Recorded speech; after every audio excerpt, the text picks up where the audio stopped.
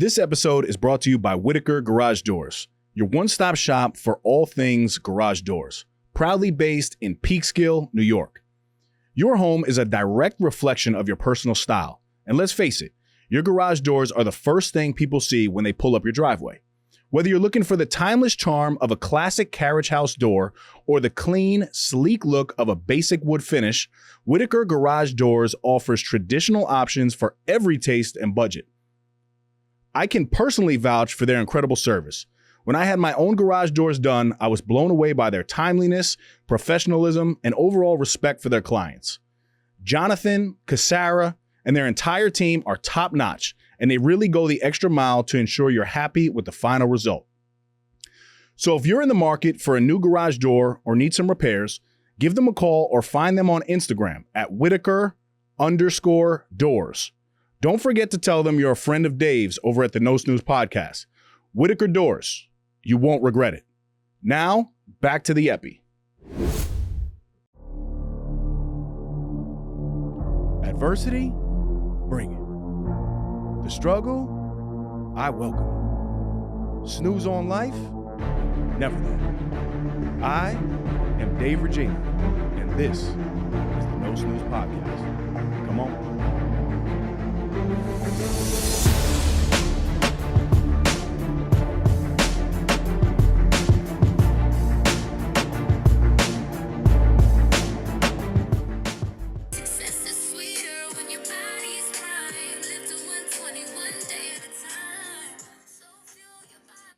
Let's go, baby. Listen, welcome back, No Snooze Podcast, episode 267. As always, I'm in the booth with my brother, Claudio the Voice Valenzuela, and I am Dave the Body Regina. Listen, I just want to shout out Thurbin Jean James, baby, on her jingle for Health is Wealth. What a fire song to go with our upcoming event. It's destined to be, my brother. It's a very smooth little track. Yo, I woke up at 4 a.m. and literally I tapped Katie. I'm like, health is wealth. And, and it's time for a double. Why are you giving the poor girl nightmares, man? And it's time for a double right now. So wait, can we? Yeah. Like, how did this come about? Did you guys? What's funny did is you guys write this up for her? Or No. So I guess this song has been out for a while, but Sean along the way has been posting some stories. And he found this song on Instagram. He just typed in Health is Wealth. So when we released the run of show for Health is Wealth, which is fire, it's out right now. You got 39 speakers, 75 plus vendors. Kai Visions will be in the building. You're gonna do some like interview style stuff, right? Yeah, we're gonna figure something out. Yeah, baby. I have a little bit of a plan. Yeah, we're gonna set up a little booth there, and we'll see. Very cool. People talking. Yeah. Lunch is included. I mean, free giveaways. It's just the spot to be. And if you want to grow mentally, spiritually, physically, financially, come join us April 25th. Your time is running out, though, to grab this ticket. And I am going to strongly encourage you that you guys sign up prior to getting there. Because, one, everybody needs a ticket. Even if you got a code, you need to enter that code, grab your ticket, because the security is going to be asking you for your ticket. So there's going to be no, walk-in. So everybody, including speakers, even myself and Sean, we actually have to download that ticket. So go ahead, download that ticket. Health is wealth, baby. CV, man. What was my nickname? I don't know. I forgot. Come on, man. No, definitely. Come on, man. Why you forgot? Why'd you forget? Because I'm really trying really hard to forget. Wow. Well, everybody else who's listening, come on, Mr. Noble. They already know that my nickname is Barnes because your boy is feeling extremely noble. Oh my God, are we gonna push this every episode now? Listen, man. Let's go, baby. I'm feeling very noble and grateful, thankful, all of the things, because we did it again. We sold out Barnes & Noble Mohegan Lake. We did it in the first 55 minutes, to be exact. Wait, how do you sell out? What does that mean? How do you sell out? Yeah, and I'll be very transparent about it. So, when they first agreed to have an author, a local author, they order a number of books, right? Oh. So these guys, they order between 20 and 40 copies. So it's not an astronomical number by any means, but the average is about 4 to 6 that people are selling on Yeah. the local level, which is still cool just to get in Barnes and Noble. So the fact that, they ordered their number and we completely sold out to the point that like literally people were coming in and were like, Oh, it's like that. So you can't be Yeah. like, yo, I got some more in the trunk. I have some more on consignment. However, I'm not actually selling my book there, right? Barnes and Noble is selling the book. So they place the order, but the way Barnes and Noble works is they will purchase more on site from me once they sell out of theirs to at least fulfill, kind of whoever's there. But I only That's pretty brought cool. like one additional box with me. And shout out to everybody who came. It's really been a cool journey, and honestly, just getting to meet different people and seeing that we're able to go into different communities. And this isn't just like a one-time thing, man. Is super cool, and the movement behind 30 Lessons to Lead is it's been an incredible journey, and I'm extremely grateful for everybody. And if you haven't got the book yet, it's available on Amazon, DaveRegina.com, Walmart, and Barnes and Noble. Question. Yeah. So that's what now? 2 or 3 Barnes and Nobles? So we got in. We sold out Mohegan Lake and Hartsdale location. Okay. Got into Barnes and Noble on Fifth Avenue. Oh. Nice. But so we're just continuing to work, our way locally. I'm thinking Stanford is coming soon. Right. Well, so the reason I was asking is like, does that hold like weight? Is that like clout when you call the next Barnes and Noble and be like, hey, I've been on 3 locations. Yes. I've sold out. Does that make them be like, oh, more enticing to like, yes, let's do this together? Right. So versus the first one, which you're probably like, hey, well, I know just you to don't give know me. you just to give you back, like I guess transparency as to how this whole thing started. My initial email started with Barnes and Noble Mohegan Lake back in October, Really, they were number 1. and it's April. Yeah. So look And at then how number 3. that's in my own community. Yeah. So they were super respectful, responsive, but it takes a long time. They got a lot of events on their calendar. They got to figure out if it's a book that they think will actually do well in their location, because certain locations, they specialize, I guess, in different genres of books, depending on the community that's there. So it's not an easy thing, right? But now I have to, so I sent probably 100 emails out to local Barnes and Nobles back in October when the book was coming out, and I got a handful of responses. Now my follow-up email looks a little bit different because I'm attaching a 30-second video. Yeah. Hey, look at what we did at Barnes and Noble Mohegan Lake. Look at what we did in Hartsdale. Look at what we did on Fifth Avenue. And now there's a little bit more clickbait, and it's a little bit more enticing for them to actually see the proof versus just seeing a great beard on a cover that says 30 Lessons to Lead. You know what I'm saying? Yeah, no, that's pretty cool, man. Yeah, no, it was a dope experience. So, yeah, Stanford, let's go. Let's get it, baby. All right. Continuing with our Bible verse for the week. This is from Matthew 6:14, and I want you guys to listen to this one because this one, I feel it. I feel it. For if you forgive others their trespasses, your heavenly Father will also forgive you. Now, this is something that I want to get better with in my own life. Oh, I'm ready for you. Yeah, it's hard in life, especially with so many moving parts, when people do you dirty, or if people don't necessarily, I'll say, move the same way that you move. It gets hard for me at times to truly forgive them in my heart. I almost write you off, very Scorpio-esque, of like, I don't want to say you're dead to me, but, kind of. You're dead to me. That's kind of been my whole life. But the more I dive into the Bible, one of the main themes throughout the 40 different books that are written is love and forgiveness, right? So how can I be out here preaching leadership, love, camaraderie, respect, and then not really forgiving people in my own life? So I'll be very honest, I'm not going back to like dead relationships. Oh, this is not retroactive? Yeah.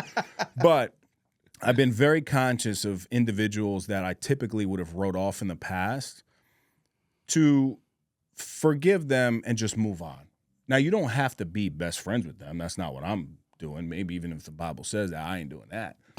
But there's a level of work that has to be done internally to forgive people to the point that, like, even though I may not like what you did or love how you went about something, I still got to be able to coexist with you and treat you with kindness and respect.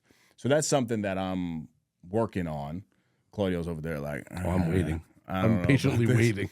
So that's the concept. That comes from the book of Matthew 6:14. Again, for if you forgive others their trespasses, your heavenly Father will also forgive you. Because we're sinners, right? Well, I want to Yes. touch on that last Yep. sentence. I like the idea. I think the idea is it's a good idea. It's hard. It's hard. It's very hard. Yes. But I'm trying to break down this sentence. So repeat the first part of the sentence. For if you forgive others their trespasses. Okay, so you're forgiving them for what they've done. Yep. But then the next line, you're saying that then God is going to forgive us, me. Correct. Why do I need forgiveness? Why do you need forgiveness? Yes. Did I do Because something that I needed to be forgiven for? Or is it just any technically- trespass that I may have had? Technically, we live in sin every day. Oh, so I'm being forgiven for something I didn't know I did. You didn't know that you did? Yeah, because I don't know. What am I in sin for? What are you in sin for? Well, I don't know. This conversation's going to get... Well, I don't know. no. But listen, so I'm this is nervous. where the Bible gets a little shaky, in my opinion. In the Bible, sin is sin. Although on the human level and earthly level, we feel as there are different levels of sin, i.e. going into a candy store and stealing a piece of gum versus, God forbid, murder. God views sin as sin. So that could be cursing, which I'm certainly guilty for. That Oh, so cursing is a sin. Yeah. So, okay. So I need to be forgiven for cursing.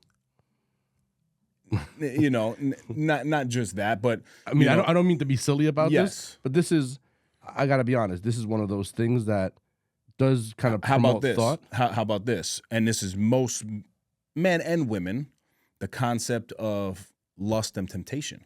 You know, I get that one. That one is more, Right? Like on yeah. Instagram, even us looking and scrolling at, for guys, Yeah. women, Clickbaity stuff. right? Like that is sinful to our heart with God from a biblical perspective. Yeah, no. Listen, You know what I'm saying? I don't have. I can understand. I can wrap my brain around you clarifying how everything that we do on Earth is sinful. So Not everything. Well, but, I mean, a it sounds lot of- like 90% of what we do. Yes. You know, I'm breathing, so maybe I'm breathing your air, so that's sinful. I don't know. But the point that the part that I'm struggling with, are they equal? Are we saying that God is going to forgive those sins that I'm committing every day that are maybe I curse too much, maybe I scroll on my phone and I look at things I shouldn't be looking at. So he's gonna forgive me of those, but I have to forgive somebody that maybe did something awful to me or killed somebody, or like, how can those two equate? So how is me forgiving? Like I think of it from like people that have gone through horrendous things in life, Right. and people that have taken, the life of someone they love or something like that, and it's really unforgivable, right? But you're saying if the victim's family forgave, and they've done nothing in their life other than lead a good, positive life, and other than the smaller type of sins, I guess, are they all measured equally? Is there like a curve here? Like, so that's not where my brain goes with that. But the truth is, if you believe in the Bible, this is the truth, right? Like, because I don't want to say it's the truth, because some people might just not believe in the Bible. It's a separate conversation. But if you're holding hate in your heart, that's a sin.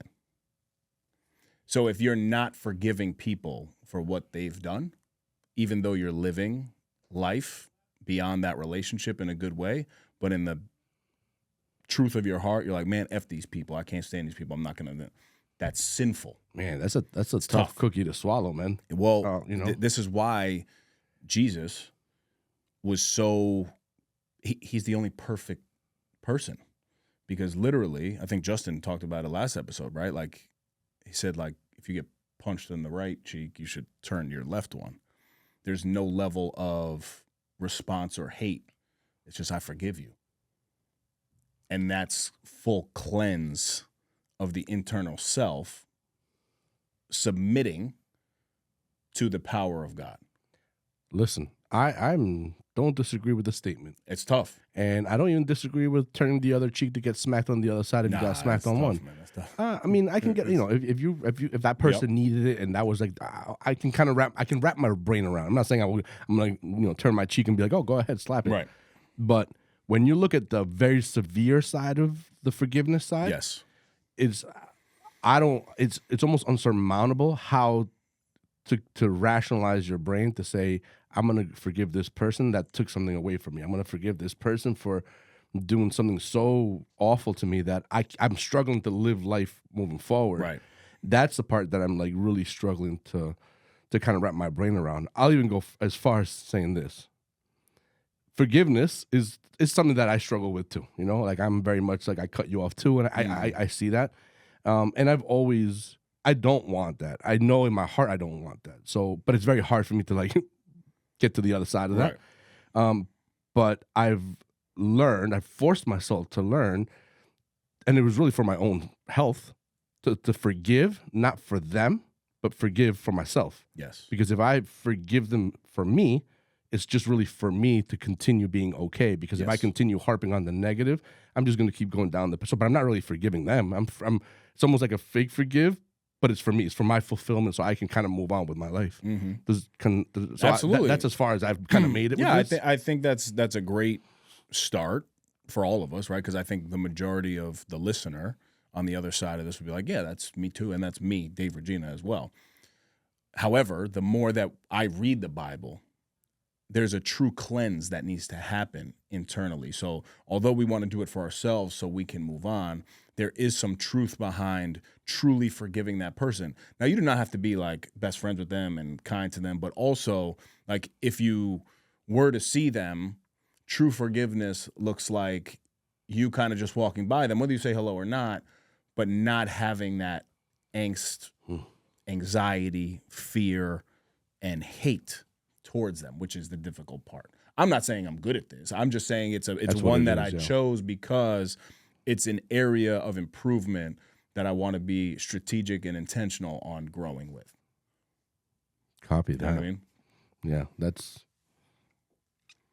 I think it's going to start a lot of debate or conversation. I think absolutely. I think or people, thought. Absolutely thought. I think people that believe kind of understand this and that kind of they're very much in the same line. But for maybe the non-believer or the person who is iffy on the believing or like making their way up there, that's a really tough concept to like wrap your head around and master and even just practice it on a daily. It's tough. Well, you just said three things. You said wrapping your head around it. That's one. That's one. Mastering it is two. And then the what did you just say? Practicing and practice. Yeah, like those are three completely different things. But they all need to happen. Yeah, exactly. I can definitely not master that, but I can practice it a little bit more in my day to day. And it's all about like perspective and perception of the actual problem that went on, and also thinking about what is going on in that person's life that's causing them to do this to you. The truth is, if God didn't forgive us, again, this belief, we'd all be in hell, right? So we need forgiveness for us to go to heaven. So on the earth, we just need to practice. So are they being forgiven? Who? The person that caused you harm? God will forgive everybody if, this is in the Bible, right? If you confess Jesus as the Lord and Savior of your life with your words, and then begin to act on it and get baptized, you're a saved person, right? But now if you don't act, that's the biggest thing. There's a lot of debate with Christianity, as like you just made that face because of what I just said, because a lot of people think like, oh, like I'm forgiven, I can just go out and sin, my hands are clean. Nah, it's not the case, because this needs to be a work every single day. And then judgment day, when your judgment day comes, that's the scary thought, because it's like, dang, like we're so focused on the big things, like, okay, I didn't murder anybody, I didn't do this, I didn't do that, which is cool. But if we are in agreement that sin is sin, how many unforgiven sins does Dave Regina have? If I scrolled on Instagram and I got caught in lust for a second, which I got to be honest. My girl is very impressed with my algorithm. She constantly is like, let me see your algorithm, and I'll show her there's not one because I've had to clean that up. But if this was a couple of years ago, I would have been toast. But, I'm even rap music, right? Like what we're putting in our ears, sex before marriage, like all of these things that are typical alcohol, right? All of these things that are typical behavior on earth are not really acceptable in heaven. So we got a lot of cleansing to do. I have a lot of cleansing to do myself. Okay. We'll move on. Let's get into questies, baby. We got 3 of them. For the past 5 years, I've trusted Kai Vision Studio with my podcast. And every time, Claudio delivers an exceptional experience. The setup here is flawless. Professional lighting, crystal clear audio, and a custom set that makes every episode look elite. As someone who speaks on leadership, I know how important it is to show up with clarity and confidence. This studio allows me to do just that. The quality here isn't just about the equipment, it's about the environment. Claudio has created a space where I can focus on my message, knowing the production will be sharp, engaging, and professional. In a world flooded with content, standing out matters. And having a studio like this gives me the edge to produce videos and podcasts that truly connect with my audience. If you're serious about creating high-quality content, I can't recommend Kai Visions enough. Claudio makes you feel at home, yet delivers at the highest level. 5 years in, I'm not going anywhere else.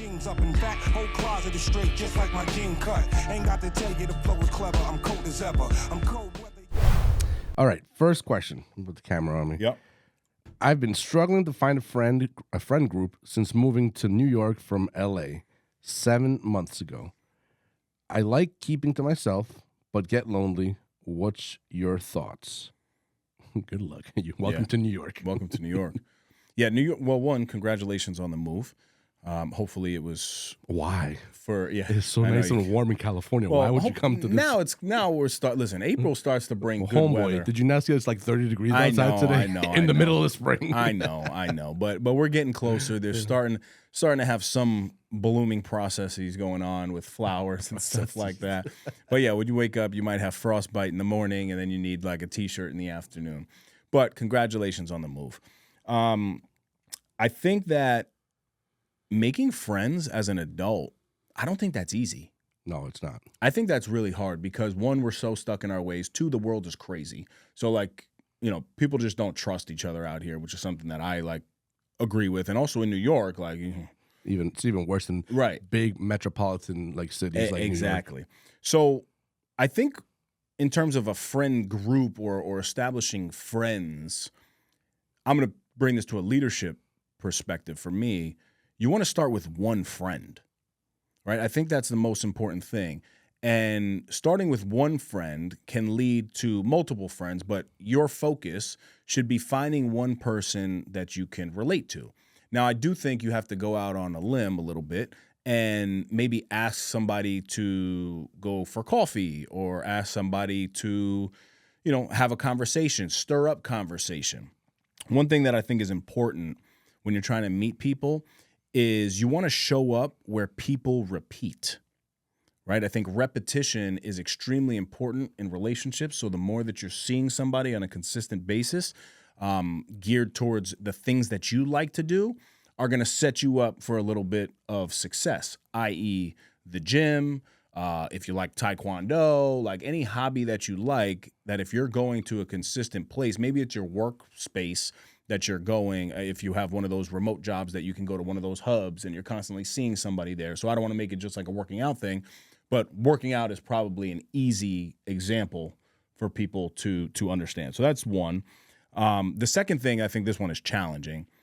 You have to be the one that follows up. And a lot of people don't like to do this because we like to wait for people to invite us places. However, if your intention and your goal is to build a friend group, you have to be the one to not only spark that initial conversation, but put in your mind that, hey, I'm going to be the one to follow up. So, hey, I've saw you for the past couple months. You want to grab coffee? Cool. Let me text you my phone number. That person might text you, and now that conversation can go real dry. So you have to be the one that follows up, I think, to take to take the action. Most of us, we like to be invited to things because it makes us comfortable. So I would challenge you to do the inviting. And now, this is the most important thing, I think, for adults. I'm sure CV would agree with this. Depth of a relationship comes from honesty and not necessarily time. So the quicker you can get into a deep conversation about maybe why it's uncomfortable for you to be in New York, maybe why you're lonely, some vulnerable things about you. You don't want to expose everything, but some vulnerable things about you that can make that person feel safe. The quicker you do that and you're more honest and authentic, that's how the initial relationship can build. So those would be, that would be like my step process. So number 1 is starting with one friend. 2 is showing up where people repeat. 3 is being the one that follows up. And then the 4th one being the depth of that relationship will come from being honest with somebody versus an amount of time. What do you think about that? I like it. That was very well thought out and well presented. Because I read the question, and as you're talking, I'm usually thinking to see if I can contribute to this. And I was thinking along the same lines. I was thinking about finding alignment, right? Because alignment, that's how friends, I think, are formed. It's through having similar thoughts and seeing kind of life and the things that they do similarly. And then the first thing that came to mind was like the ACE. Like ACE. Mm-hmm. It's a group that gets together, and it is a networking thing, but it's also like a place to learn a whole bunch of different leadership skill set, including being vulnerable. So it's things like that, being part of groups like that, and just immersing yourself into those things, especially in one like ACE. I think ACE is a perfect one because it automatically does some of the things that you spoke about. Right. Whereas other networking things, they're not. It's just kind of meet and greet, and you have to kind of figure out how to schmooze and how to talk and how to get certain informations out. Whereas at ACE, you guys are very intentional about making sure that vulnerability gets immediately put out there. So now you're already in a position of open arms because you're putting yourself kind of out there, which then helps people see you for who you really are. Right. And then the connections kind of happening a little bit quicker because now it's like, oh, I just kind of opened up about something that's vulnerable and you can relate to that. And now we can have a combo. And before you know it, now we can really dive in to see if this is a friendship that could potentially kind of flourish from that point, But it's doing the things that I think that they like. Yes. And if you do the things that you like, you're going to find like-minded people in those places because they're there for the same reason. They like that kind of stuff as well. And then it's just a matter of kind of, Dude, I have this image in my head when I used to work at Nike, and it still exists actually, I think, but there was a mom stroller club. Oh, I've seen. They're deep, right? Yes. Yeah. So where I live, right here in Stanford, I go and I walk in a park that's down the street from my house. Yep. And it's a pretty big park. The loop, and it's weird. It's like a big loop that's about I think it's like a half a mile loop. So it's pretty decent. And there's a park inside, there's baseball fields inside, there's tennis courts on the outskirts. It's very, very big. So a ton of people go there all the time for exercise, to hang out, to play in the field, to play sports that are there, or just to walk. So I've been in there when I'm walking, and depending on when I go, because my schedule is flexible. So if I go mid-morning-ish, especially when it's nice out, there's a stroller. A stroller club. Strides, and there's it's like a march, man. Right. It's big. It's like not one person, it's one person with a stroller. So it looked like 20 of them. Looks like it's a herd of people coming down, and they all walk together, and they walk at a high speed. And sometimes you'll see that they break off into the ones that kind of move a little bit fast, and those that are kind of. It's awesome. It's pretty cool to see. It's super dope, man. I have to move out the way from them. Yeah. But I remember because they would meet right in front of the Nike stores, I guess their meetup. Yep. And there were so many times when I was stocking the shelves before the store opened, but the mall was open itself. So I would hear these women talking to each other, welcoming each other. And the one thing that they had in common was they had some wild kids that they just needed to get out of the freaking house. Yeah. And it provided such a safe space for mothers who may be in isolation or dedicating their lives to being a stay-at-home mom and, not feeling as though you're just living for your children, which parents obviously do, but you still want to have some level of an identity. So this stroller strides was giving them so much authority and empowerment to become part of a community. And I would listen in on conversations and people would say, oh, I just moved to the area. I just had my first child. The past 6 months I've been in postpartum. And it's the same type of thing. And as I was thinking about that, they popped into my head. And it's funny that you see Yeah, them. it's cool. It's really cool to see. There's a community for everyone. Yeah, and a lot of it is free too, which is cool. Yeah.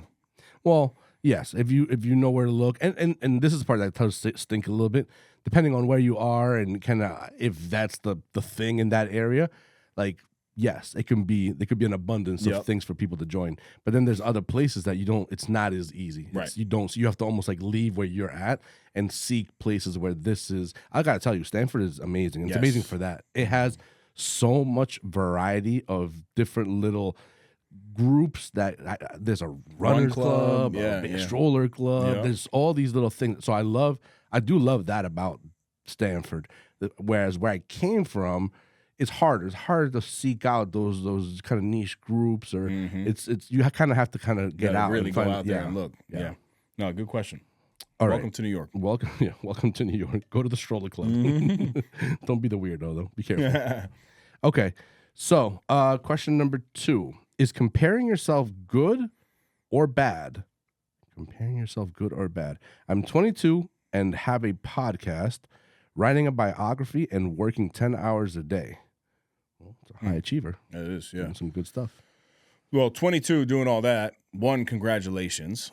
2, I think comparison can be both good and bad, depending on how you utilize it, right?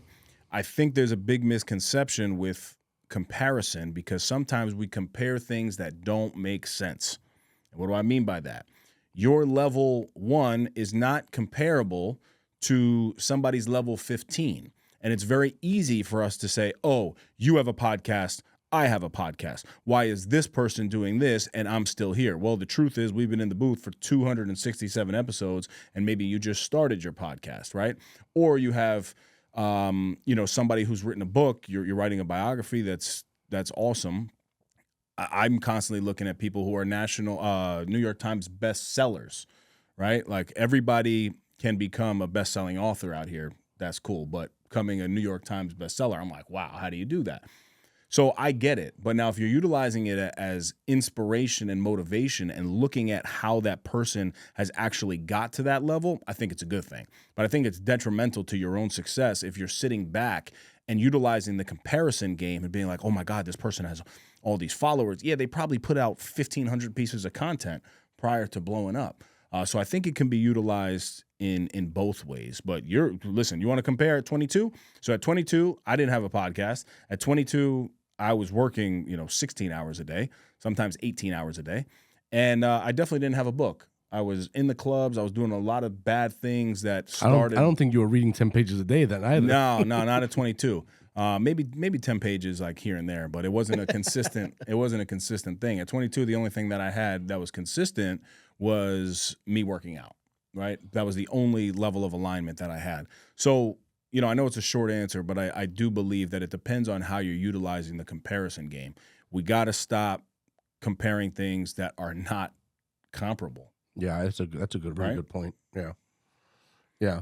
I think it's the only thing that comparing yourself to somebody else may be beneficial is for you to kind of have like a mapped out like of where you want to go. Mm-hmm. But that's it. It's like almost like a goal setting. Like, oh, I see Dave Regina. He has a podcast, and he's so far ahead of me. And instead of comparing myself, like, oh, why am I not there? It's almost like I want to achieve that. So now that's my marker. Mm-hmm. So now that I know that I got to put hard work to get to that point, that should be as far as the comparison goes. Well, so I want to pick your brain on this. What do you do when you have somebody who comes in? And I don't know if this has happened or not, but maybe they say, hey, Claudia, I want you to, operate my podcast, do the editing. I want to be under Kai Visions. But you can sense that they have this expectation that they're going to be a top podcast out here. Like, how do you handle that? Yeah, that's tough. And I always, with every person that I speak with, I like to touch on some of the realities of this, because the last thing I ever want to do is misguide you or mislead you to believe that just because you're going to come in here or just because you're podcasting, you're going to go viral or you're going to make it out there. There's so many more elements to it. So I always like to talk about like what reality is, which, you know, the truth is it's not going to be this, it's not going to be exactly what you're, the viral sensation, but there is a lot of work and there's a lot of things that you can do to slowly get yourself to that place. And so I will give a lot of that free solicited advice in that moment to try and clarify my perception of what the industry is, honestly. Yep. And then it's your decision to say, okay, well, I understand that, and I want to really come and be a part of the family and kind of do this as well, you know? The thing that I love, you actually posted it the other day, you know, podcasting, and we've been saying it for years since we've been doing it, but it's so much more than just podcasting, right? Like, you have the opportunity to become an authority in the space, right? Like, that's what people are striving for. If you start a podcast, you want to become an authoritative figure in this space. They actually call it a thought leader in the space. That's the verbiage. But now the long form content is one thing, but because you've now signed up for this podcast and you're getting the long form, how are you now utilizing that long form to chop it up, to place it on YouTube Shorts, to put it on your Instagram, to use it on Threads? Like, there's so many different media outlets that, yes, that's the initial investment, but are you willing and able to put the work in to get to where you need to go? And honestly, some people that start podcasts, their goal is not even to become a top podcast. They just want to create more content around what it is that they're doing. Right. I will say this too, like in doing what you're talking about, there's so many people, and so the market is getting saturated. It's in that place, but it doesn't mean it's over. It means that there's so many people on Earth. There's so many people on these phones and these devices just consuming whatever is being put out there. You don't need to be the ultimate guy to whatever your field is. You just need to be the guy that people resonate with and start gravitating to you. Right. So before you know it, maybe you're not the top leadership expert in the world. That if there's one to rule them all. But if you're the one that makes a following resonate with your message and how you approach them, your personality is going to be very different than the number 1 guy, the number 10 guy, the number 100 guy. And those are not for everybody. It might be for the masses, but it's not for everyone. You may resonate with another group, and all of a sudden your following is going to start slowly building too. So I always say that too. Like, it's not about like being the best of the best of the best. You want to strive for it. You want to compare yourself and kind of put it as a marking spot, but it's about getting your following that's resonating to you. Yes. So Super that's important. my 2 cents on that. Yes, sir. Question number 3. I feel like I'm always having problems and can never get it together. I get motivated then when the problems come, I get deflated looking for some help. Sorry if I read that. my hooked on phonics. Well, I just copied paste. So shout out to you for not having correct grammar in your question. But yeah, I get the concept of it. I think, again, man, this is there's a lot of misconception in life that, like, we're supposed to go through life and problems aren't going to exist. You know, and when you attach your motivation to problems, I feel like you're setting yourself up for failure. I have a ton of problems that go on in my life. I think seasonally they're different, right? Sometimes it's small problems, sometimes it's financial problems, sometimes it's business problems, sometimes it's relationship problems. Others, you know, have addiction problems, and everybody has problems. But I think when you believe that you're not going to have the problem, that's when things fail. We often think that when we get something that we're trying to achieve, that you're going to receive happiness for getting that. And that's not the case. Because if that were the case, and when we were children and we wanted to ride the bike, and we couldn't do it, and we were so frustrated, but then we finally got to ride the bike, did your problems in life disappear? No, you just found other problems. Right. And it's the same exact thing. And the reason why I'm using that example is because that's Callie right now. Like she's trying to ride the bike. So it's like I'm buying her these pedal bikes. No, not pedal bikes. But it's a bike without the pedal where they actually put their stuff on the that's the their feet they on the learn how to floor. glide. Right. Yes. It's like a gliding bike Yes. versus a training wheel bike, because the training wheel bikes you can still lean and it gives you You're false putting sense your of security. trust. Yeah.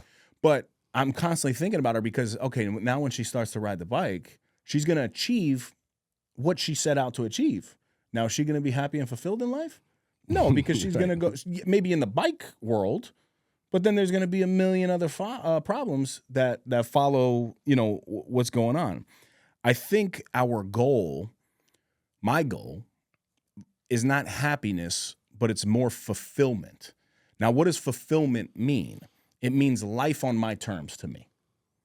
And now I think seasonally, my fulfillment looks very different, right? Like right now, I am grind mode till health is wealth. Everything that's happening on a day-to-day basis for the next 2.5 weeks, of course, I have other business things going on, but the goal is going to be finding fulfillment once health is wealth is established and hundreds of people attend and hundreds of people are impacted. But I'm going to enjoy that fulfillment, and now I'm going to celebrate life on my terms. I might go to a steak dinner. Me and Sean might hang out. I might take Katie on a trip, something like that. But now am I good for the rest of my life? It's until the next one. No, it's just until the next one, right? So the clearer you get on your understanding that problems are going to continue to happen, and you're able to just continue to put one foot in front of the other to navigate through the problem, you won't feel deflated, because I'm stressed right now. I'm very overwhelmed. I feel tightness in my neck specifically, which is like something that I've noticed in my own body that I can identify when I am feeling stressed. I feel very tense, but I'm still taking the action steps to move forward. But there are plenty of times that early on when Sean and I were looking at these tickets and we saw 40 tickets sold and the event was coming in 2 months, we were like, oh my God, like we got to move, dude. Like there's a lot of people, relying on this. We were trying to fill an arena here. So as long as you're able to keep moving forward with positive actions and a positive outlook on life, you got to stop focusing on these problems, because the problems are always going to exist. I think for me, you literally just said it at the very end, that last sentence, because we spoke about this a couple episodes back. Yep. But because I think when I read that and when I reread it after you started talking, I'm interpreting it as, I'm kind of relating to it, and I'm interpreting it as like, like bad problems are coming again and another one, and then it's like I'm just trying to catch a break, and then they keep coming. And the point that I wanted to say was, I think the hardest part, and I think the most beneficial part to tackle problems, because they're going to be forever and they're going to continue. And if you solve one, it's a matter of time before another one comes. That's just life, is having a positive attitude.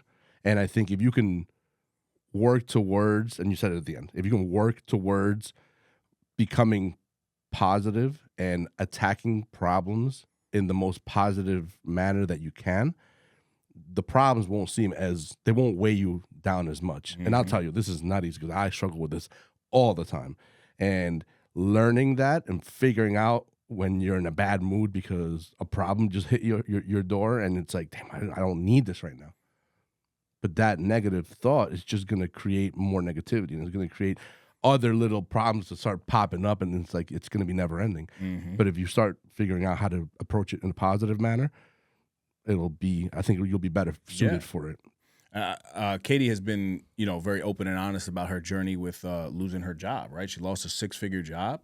And, the problems back then were my commute is from 5:30 a.m. till 7:30 at night.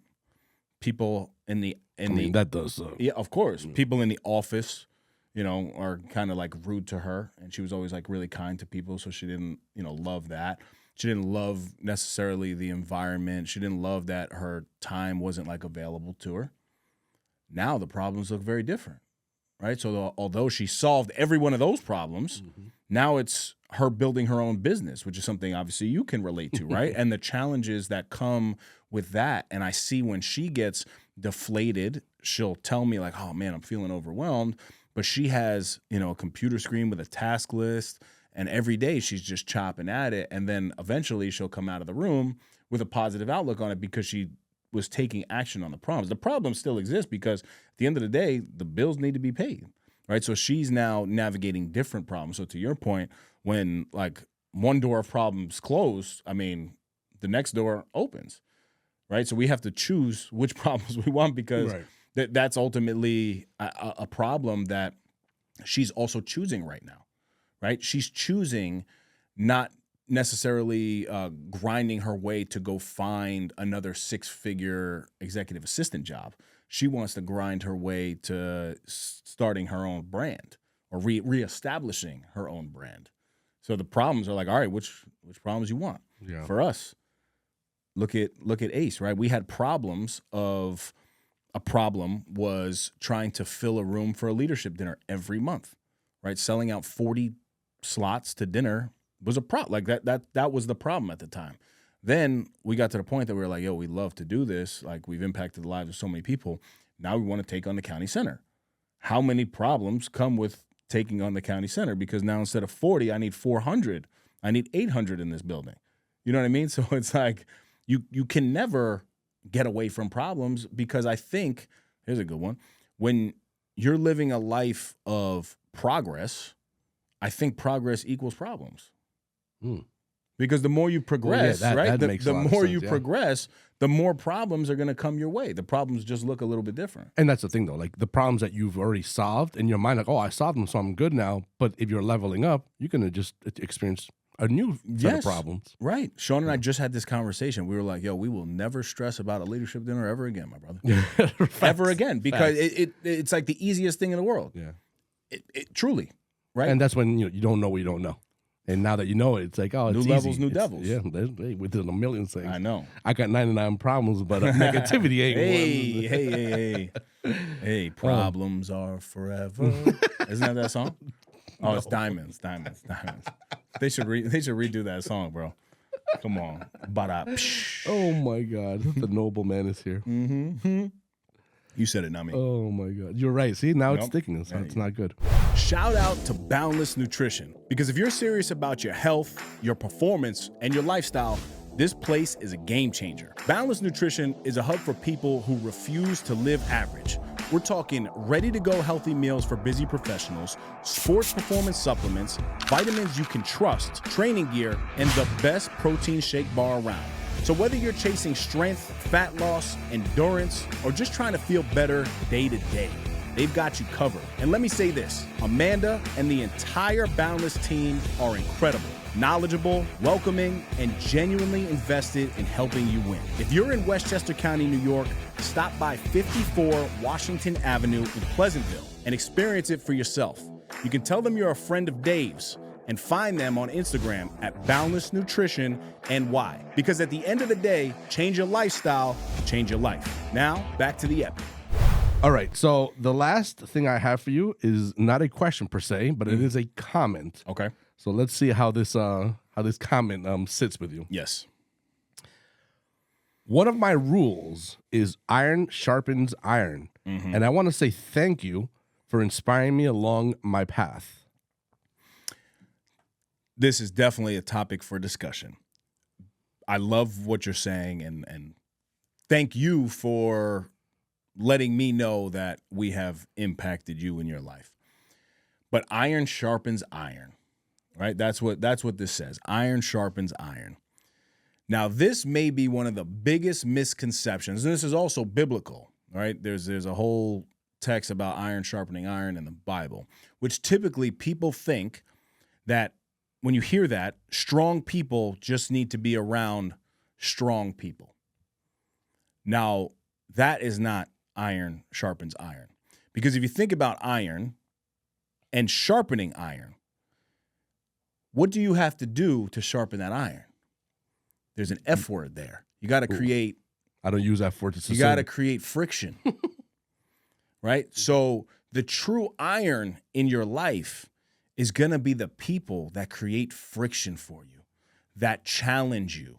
So I know that I don't necessarily know you per se as a person, You know me because we've been able to influence and impact you. But you need to find people in your life that are telling you the truth, that are challenging you on your everyday thought process. Find friends that, you know what, if you're a little overweight, they have no problem saying, yo, what are you doing to get back in shape? Not like, yo, man, you're working really hard, in everything that you're doing. You need people that are going to challenge you in your life. For me, I have plenty of them. I have Katie that challenges me every single day. I have CV when it comes to the No Snooze podcast. I got Sean Degnan, Joe K, Nick Menente, Alan Collins, Mike Press, Sean O'Connor. I mean, the list goes on and on. My two, best friends in the world, I have Mark Carter and Ozzy Bobet that, these guys, we have the uncomfortable conversation. So don't rely on somebody who's, your podcast mentor or somebody who's out here that's not willing to have the uncomfortable conversation. So I think too often we hear the term iron sharpens iron and we just think, oh, you're a strong, hardworking man or female. I'm a strong, hardworking male or female. And together we're just sharpening the world. You're not sharpening shit. Mm-hmm. Does that make sense? Mm-hmm. And it's a little tough. It's a little rough to, I guess, the way I delivered that. But immediately when I heard that comment, I thought, I hope this person really knows what iron sharpening iron means. Do you have people in your life that are really challenging your everyday movements? It sounds like you're narrowing down on the word accountability and finding people that hold you accountable. Yep. That's where you're truthfully getting to that iron sharpens irons mindset versus, oh, well, you're good at what you do. I'm good at what I do. And we're just going to work together and it's going to be beautiful. Right. Right. That's absolutely. Yeah. That's how I kind of understood what you were saying. Absolutely. And dude, it's one of the most overused quotes in the world right now. Like I just see online everywhere. Iron sharpens iron. And I listen, I do believe it because I see it. But what does your iron really look like? Like think about that iron, like knives, right? How do you sharpen? Right, you have a butter knife trying to sharpen with a steak knife? No, it doesn't work like that. You got to really create friction in that relationship. And some of the best relationships that you're going to have are going to be those that are really challenging you. And then you come out the other side and now your iron is sharpened. But don't fall into the space of just like, oh, I'm going to hang around CV because he's a strong dude. Oh, I'm going to hang around Dave because he's got a good mindset. And like, you're going to be strong. It's not like that. So basically, if it comes with problems, take it on because you're going to sharpen something. But if there's no problems attached to it, clearly you've missed the whole this episode. Let it go. Yeah, we spoke a lot about problems today. We right? did. Yeah, man. No, that was good. I definitely wanted to address that, and I'm curious to know your thoughts. So, I think that's all we got today, right? I got to tell you, you are one of the few people that will analyze a comment, a positive comment, and yeah, because it could have been positive, it could have been innocent, or maybe not. It could be the other side too. It could have been very like drip, but you will analyze it and break it down, and you're one of the few people that will do that. And it's like, damn, I never thought of it that way. Hold on, well, like, dude, because really? I constantly see this. I'm telling you, especially when it comes to that iron sharpens iron thing. Like it's all over the freaking internet. Well, that's the thing, I've though, never heard anybody talk about it the way that I'm saying it. It's always associated with like who you're around, which I agree with, right? You definitely want to be around strong people, but you got to take me a little bit further. That's how my brain works. Yeah. Right? Yeah. There's a lot of, especially in today's society, there's a lot of things that get trendy. And when they get trendy, I think they start off very much with the meaning being very firm and very like, deep. And because it gets trendy, it kind of gets overused. Right. And it becoming overused, and everyone is just nilly-willy throwing it out there without truthfully, not even understanding, but really owning the meaning of what it is. So it's like very cheap like words. And that's a bad thing about like sometimes the social media thing, because it'll be like a fantastic saying like that, it's going to get watered down to a point that it loses its value. And when it loses its value, it's like nobody wants to use it anymore. Right. And there was nothing wrong with the word. It was fantastic. That's affirmation addiction.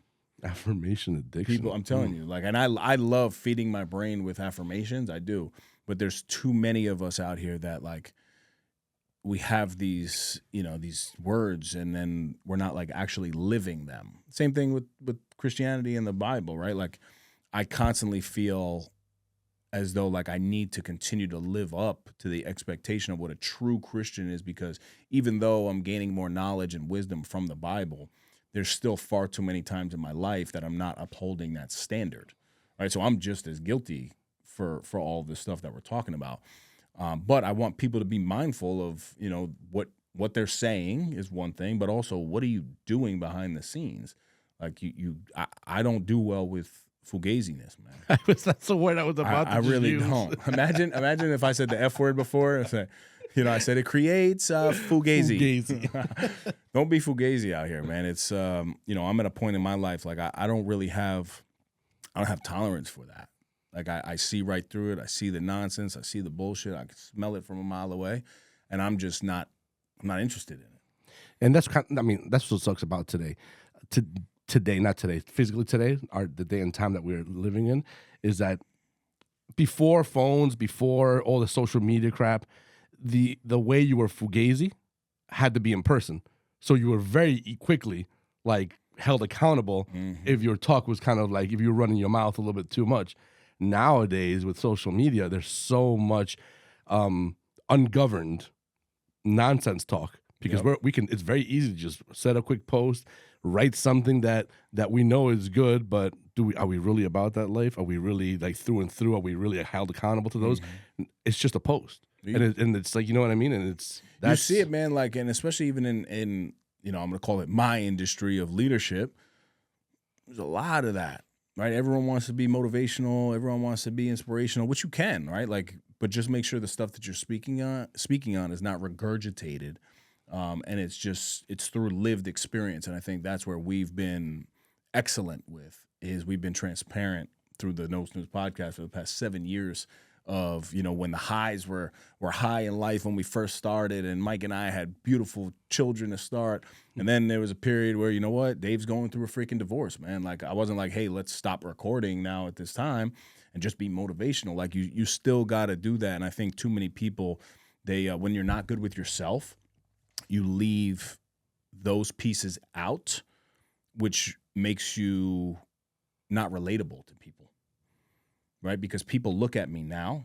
I was having this conversation with Mike Press, and I was telling him something that was going on in my life. And he was like, yo, I really appreciate that you share this type of stuff at the leadership dinners, because people will look at you and they see that you got a good body. They see that you got a beautiful girl. They see that you have a beautiful daughter. They see you got a good job and you're grinding. You just wrote a book.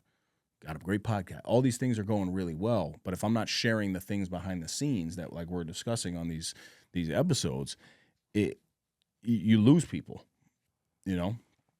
Yeah, you become unrelatable. Yeah, absolutely. All right, man. That wraps it up with the questions and statements and comments, all those problems. All those things. But thank you for the comment, man. I appreciate that. I appreciate you. Keep them coming. Guys, keep these questions coming. If you see on the Instagram post, or the question box, throw them in there. I keep them saved, and we're able to just pull them, and it gives us content for days. So I really enjoy it. I enjoy talking with CV and getting he's usually a good devil's advocate for me sometimes, right?